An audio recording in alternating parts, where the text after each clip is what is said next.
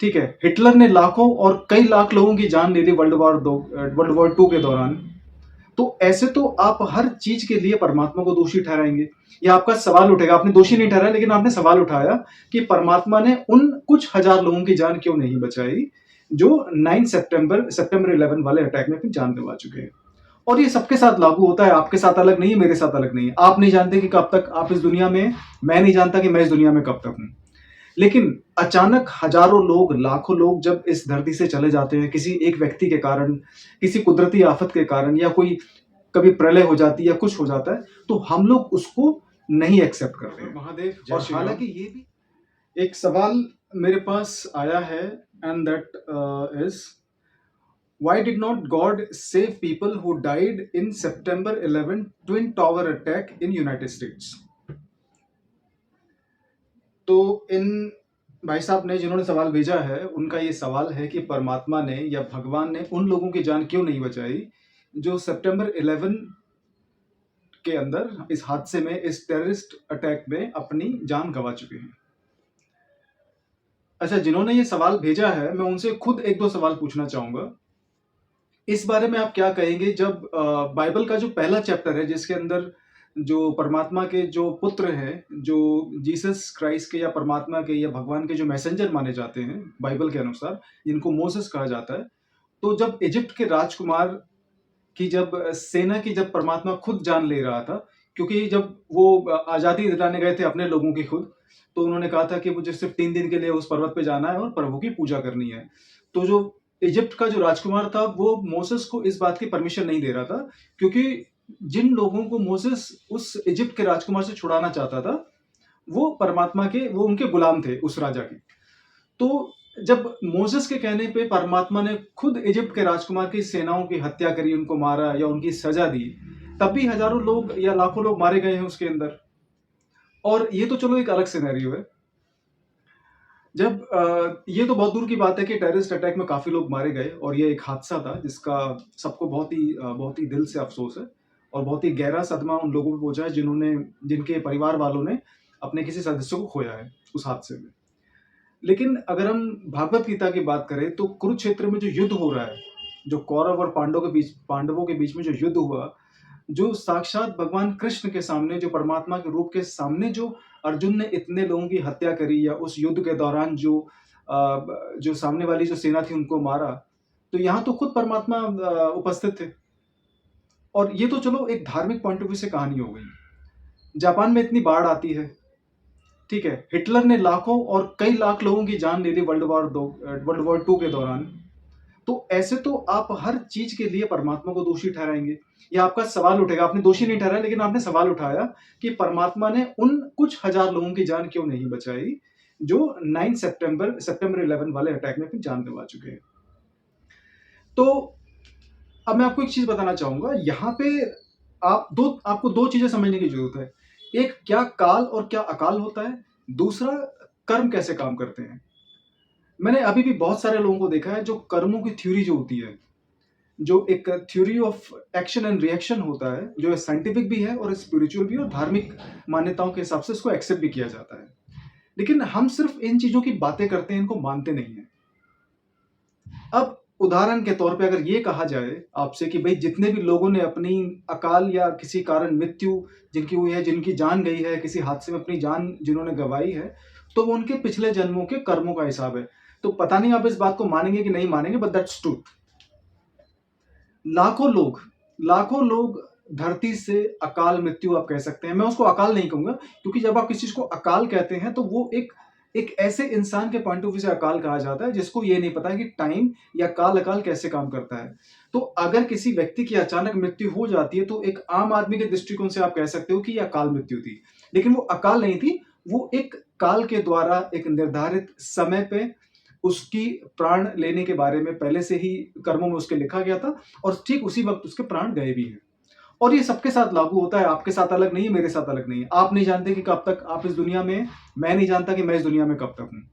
लेकिन अचानक हजारों लोग, लाखों लोग जब इस धरती से चले जाते हैं किसी एक व्यक्ति के कारण, किसी कुदरती आफत के कारण, या कोई कभी प्रलय हो जाती है या कुछ हो जाता है, तो हम लोग उसको नहीं एक्सेप्ट करते हैं। और हालांकि ये भी एक कर्मों की थ्योरी होती है। जितने भी लोगों ने 9 सितंबर वाले मतलब 11 सितंबर वाले अटैक में अपनी जान गंवाई, उनके लिए दिल से अफ़सोस है। और मानवीय तौर पे या एक आध्यात्मिक तौर पे, धार्मिक तौर पे परमात्मा उनकी सबकी आत्मा को शांति दे। और जिन परिवार वालों ने अपने सदस्य को खोया उस हादसे में या किसी भी हादसे में, तो परमात्मा उनको इस हादसे से निकलने के लिए हिम्मत दे और उनको दोबारा उनके जीवन में खुशी और समृद्धि वापस लाए। लेकिन जितने भी अचानक होने वाली चीज़ें होती हैं, जिनके अंदर जो बड़े-बड़े हादसे होते हैं, तो उनका कहीं न कहीं जो कनेक्शन होता है वो पिछले जन्म से होता है। अब बड़े-बड़े हादसे कौन-कौन से होते हैं? जैसे कि भई किसी का बच्चा गुज़र गया, ठीक है? आप उसको वो जीवन का बहुत बड़ा हादसा होता है। या जीवन साथी में से किसी एक की मृत्यु हो जाना, ये बहुत बड़ा हादसा होता है जीवन का, ठीक है? शादी होती है, डाइवोर्स हो जाता है, तलाक हो जाता है, ये बहुत बड़ा हादसा होता है जीवन का।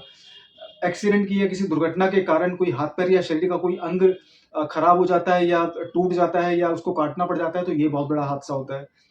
किसी व्यक्ति की जान चली जाती है, तो ये बहुत बड़ा हादसा होता है। ये वो हादसे होते हैं जिनका कनेक्शन ज़्यादातर पिछले जन्म से होता है, अगर आप इस बात को मानते हैं तो। अगर आप नहीं भी मानते तो इससे कोई फ़र्क नहीं पड़ता। छोटे-छोटे जो कारण होते हैं, छोटे-छोटे जो कर्मों के फल होते हैं, वो हमारे को इसी जीवन में कहीं न कहीं मिलते रहते हैं। हालाँकि ये कहना सटीक तौर पे बहुत मुश्किल है कि कौन से कर्म का कब फल मिल रहा है, ये लगभग कहना नामुमकिन है। लेकिन ये माना जाता है कि अगर आपने किसी व्यक्ति को थप्पड़ मारा है, तो उस थप्पड़ मारने का जो फल आपको मिलेगा, वो आपको हाथ तुड़वा के या पैर तुड़वा के या कुछ और बड़ा नुकसान करवा के नहीं होगा। अगर आपने किसी व्यक्ति का छोटा-सा नुकसान करा है, तो उसके बदले में आपको जो फल भोगना पड़ेगा, वो भी छोटा ही होगा। इसलिए कहा जाता है कि जब किसी व्यक्ति की दुर्घटना में मृत्यु होती है या तलाक होता है या बच्चे की मृत्यु हो जाती है, तो ये कहीं न कहीं जो दुःख होते हैं बड़े, जो जीवन को बदल के रख देते हैं, ये कहीं न कहीं पिछले जन्मों से जुड़े होते हैं। किसी का सर फोड़ना, नुकसान करना, बेईमानी करना, किसी के साथ डिसलॉयल मतलब किसी के साथ लॉयल्टी खो देना या धोखाधड़ी करना, ये कहीं न कहीं इसी जन्म के होते हैं। तो ये होती है एक कर्मों की थ्योरी और एक वो कैटेगरी कर्मों की जो पिछले जन्मों से जुड़ी होती है। बहुत सारी आप यूट्यूब चैनल्स पे या बहुत सारी किताबें आजकल आप देखोगे, बहुत ही रिवॉल्यूशनरी टाइप की किताबें हैं कि भई कर्मों की थ्योरी को बदलो या कर्मों को बदला जा सकता है। ये सरासर झूठ है, ये पूरा भ्रम फैलाने की कोशिश की जा रही है। बहुत बड़े-बड़े राइटर अपनी किताबों को फेमस करने के लिए कर्मों की थ्योरी के साथ कुछ भी लिख देते हैं, जो कि संभव नहीं है और प्रैक्टिकल भी नहीं है। हाँ, ये हो सकता है कि आप अपने चेतना में बदलाव लाके कहीं न कहीं अपने कर्मों को, अपने जीवन को थोड़ा सुधार सकते हो। अपने रहन-सहन के तरीके में थोड़ा-सा सुधार ला सकते हो। लेकिन आप अपनी किस्मत के कर्ता-धर्ता नहीं हैं, आप अपनी किस्मत के रचयिता नहीं हैं। आप अपनी किस्मत को नहीं बदल सकते हो। तो एक सचेत और एक सकारात्मक ऊर्जा के साथ बदलाव जीवन में लाए जा सकते हैं, लेकिन हल्के-फुल्के। इसलिए कहा जाता है कि you can make some changes in your destiny, but you are not the master of your destiny. इसीलिए चाहे आप कुछ भी कर लो, बड़े-बड़े संत, बड़े-बड़े आध्यात्मिक गुरुओं के साथ हादसा हो जाता है, रोड एक्सीडेंट में उनकी जान चली जाती है। उदाहरण के तौर पे जैसे एक किसी सिख समुदाय के संत थे जिनकी बहुत ही निर्मम मतलब जिनके साथ एक्सीडेंट हुआ था और वो कनाडा में उनकी जान चली गई। कार एक्सीडेंट में उनकी जान चली गई, ठीक है? तो अब इतने बड़े संत जिनको इतनी मान्यता दी जाती है, जिनको इतना माना जाता है सिख समुदाय के अंदर या दूसरे समुदाय के अंदर भी, तो अगर वो चाहते, क्योंकि उनको तो पता था भाई कर्म कैसे काम करते हैं, तो वो चाहते तो अपने कर्मों को अच्छी तरह बदल सकते थे। लेकिन जिस तरह उनके जीवन का अंत हुआ कनाडा में एक रोड एक्सीडेंट के दौरान उनकी जब जान गई, तो काफ़ी लोग इस हादसे से सख्त थे। तो कहीं न कहीं आप कुछ भी कर लो, चाहे आप कितने बड़े संत हों, कितने बड़े आप आध्यात्मिक गुरु हों, चाहे कुछ भी हो, आप कर्मों की थ्योरी को 100% नहीं बदल सकते। हाल ही में जो जग्गी वासुदेवा हैं, जो साउथ इंडिया के एक आध्यात्मिक गुरु हैं, सद्गुरु के नाम से काफ़ी उनको प्रचलित काफ़ी माना जाता है। उनका भी एक ब्रेन सर्जरी हुई है। वो इतनी गहराई से ध्यान करते हैं, इतना उन्होंने अच्छे काम करे हैं, उन्होंने लोगों को अध्यात्म से काफ़ी जोड़ा है, उन्होंने सोशल लेवल पे काफ़ी रिफ़ॉर्म करने की कोशिश करी है और बहुत चैरिटी वो करते हैं। लेकिन उनकी किस्मत में लिखा था कि भई इस उम्र में आके उनकी कोई न्यूरोलॉजिकल या कोई ब्रेन सर्जरी होगी और वो हुई। तो कहीं न कहीं जो कर्मों की थ्योरी होती है उसको 100% कंट्रोल नहीं किया जा सकता। कुछ बड़े हादसे जो जीवन में होते हैं, उनका कनेक्शन पिछले जन्मों के कर्मों से होता है। हो सकता है पिछले कई हज़ार जन्मों का जो कर्म है, उससे भी संबंधित हो सकता है। मैं सिर्फ़ लास्ट वाले जन्म की बात नहीं कर रहा हूँ या लास्ट से लास्ट जन्म वाले की बात नहीं कर रहा हूँ। हो सकता है पिछला कोई सैकड़ों जन्म हुए होंगे जिसके कर्म आपको यहाँ पे आके भुगतने पड़ रहे हैं। तो ये होती है कर्मों की थ्योरी। और बहुत सारे लोग अकाल, काल और टाइमली, अनटाइमली बोलते रहते हैं। एक आम आदमी के पॉइंट ऑफ व्यू से काल और अकाल हो सकता है, लेकिन परमात्मा के दृष्टिकोण से और एक इस ब्रह्मांड जिन सिद्धांतों पे काम कर रहा है, उस सिद्धांतों के दृष्टिकोण से इस दुनिया में कुछ भी काल और अकाल नहीं है। हर चीज का बहुत ही प्रिसाइज और बहुत ही पर्टिकुलर टाइम फिक्स है और वो उस समय पर होके रहती है। और इस बात को वैज्ञानिक तौर पे, आध्यात्मिक तौर पे, धार्मिक तौर पे या किसी भी तरीके से इसको प्रूव किया जा चुका है। इसको लोगों ने एक्सेप्ट करा है, चाहे वो कोई सी भी कम्युनिटी के लोग हों, चाहे वो संत लोग हों, चाहे वो साइंटिस्ट हों, चाहे वो विचारक हो, सबने इसको एक्सेप्ट करा है, सबने इसको स्वीकार किया है कि कर्मों की थ्योरी बहुत ही परफेक्टली, बहुत ही प्रिसाइसली काम करती है। और कोई भी चीज जिसका होना एक समय पे तय है, निर्धारित है, वो उस समय पे होके रहेगी। इसलिए इस दुनिया में होने वाली काफी प्राकृतिक आपदाओं को या कुदरती आफतों को या कोई भी नेचुरल कैलेमिटी जो होती है, उनको रोका नहीं जा सकता। उनको सिर्फ समझा जा सकता है और कहीं ना कहीं एक हद तक उनको थोड़ा सा बचा जा सकता है, लेकिन उनको रोका नहीं जा सकता। तो अगर आप ये कह रहे हैं कि परमात्मा उन टेररिस्ट अटैक में मारे गए लोगों को बचा सकते थे, तो परमात्मा तो भैया भूकंप भी रोक सकते हैं, परमात्मा चाहे तो कुछ और भी रोक सकते हैं। लेकिन हर चीज का एक सटीक टाइम है और वो सटीक वो टाइम पे वो होके रहती है। तो कर्मों की थ्योरी और काल और अकाल को समझने की कोशिश करिए। परमात्मा किसी व्यक्ति के, किसी समुदाय के, आपके या मेरे खिलाफ नहीं है। लेकिन अगर आप ये सोच रहे हैं कि परमात्मा की भक्ति करने के बाद मेरे पाप जो पिछले जन्म के थे या मैंने इसी जन्म में शुरुआत में जो पाप करे हैं उनको धो दिया जाए या धुल जाए, तो वो धुलेंगे नहीं। उनके बारे में आपको उनके फल तो भुगतने पड़ेंगे, लेकिन इस वक्त के बाद जैसे ही अपने कर्मों को आप सुधारने की कोशिश करते हैं, आपके जो आने वाले फल होते हैं वो थोड़े से अच्छे होते हैं। आपके आने वाला जो जो समय होता है, जो जीवन होता है, उसमें आप एक सकारात्मक चीजों की उम्मीद लगा सकते हैं। तो यही होता है कर्म और काला काल।